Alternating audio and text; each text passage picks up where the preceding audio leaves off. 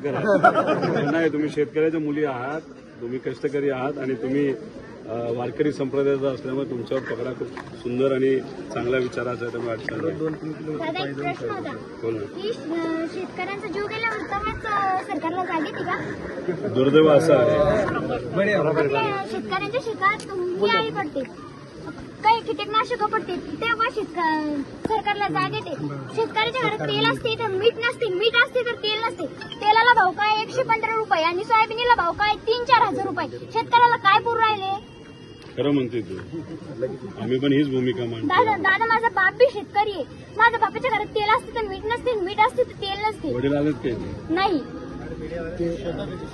Government शाळेत आहे तुम्ही? प्रायव्हेट शाळा. तू जे भूमिका मांडली ती खरी भूमिका आहे. तुला हे माहिती आहे का, भारतात सगळ्यात जास्त सोयाबीन केलं जातं, कापूस केला जातो आणि एवढ्या मोठ्या प्रमाणात कापूस करून ज्याच्यात तुमच्या 4 पैसे घरात यायला लागतात. कापसाला जेव्हा 10,000 भाव मिळतो तेव्हा हे सरकार काय करतं, नाही तर कुठलंही सरकार इम्पोर्ट करायला लागतं. त्याचे भाव परत खाली पडतात आणि त्यात आपला शेतकरी झोपतो. तसंच सोयाबीनचं झालंय, कांद्याचं झालंय, सगळ्याच पिकाचं झालंय. तुम्ही जे फर्टिलायझर घेतात तुमचे वडील तुमच्या शेतासाठी तेव्हा टॅक्स असतो. वही आणायची असते दादा तर पप्पा जर का म्हणलं माझ्या खिशात 10 रुपये नाही तर इतकं वाईट वाटतं. नको करू, आम्ही तीच भूमिका घेतोय. तुला एक माहिती का, मी विरोधी पक्षातला आमदार आहे, पण मी जर आज निर्णय घेतला असता नाही तर काल निर्णय घेतला असता तर मी आज मंत्री सुद्धा झालो असतो, नाही तर पदाधिकारी झालो असतो. पण मी या सरकारबरोबर का नाही जात? हे सरकार युवांच्या विरोधात आहे, शेतकऱ्यांच्या विरोधात आहे, मजुराच्या विरोधात आहे, महिलांच्या विरोधात आहे.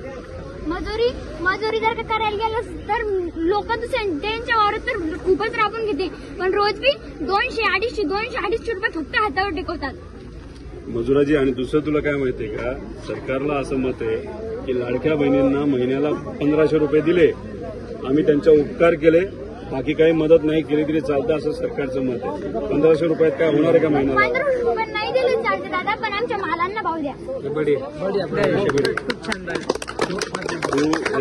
पण तू आता कितवीत आहेस? 8वी. बरं, आता 11वी 12वी कुठून करणार? 11वी 12वी पप्पा आमची एकच रेटी तर पप्पा चांगलं मोठ्या कॉलेजात घ्यायचं. तुझ्या घरचा काका मामा भाऊ मोठा आहे का कोणी? हिचं तू 8वी ना, 11वी जेव्हा जायचं असेल तर बारामतीला शारदा नगर म्हणून शाळा आहे. ही ज्या पद्धतीने बोलते ना, आक्रमक भूमिका घेते, तर उद्या जाऊन ही नक्कीच मोठी, सगळेच बनतील, ही मोठी अधिकारी बनेल.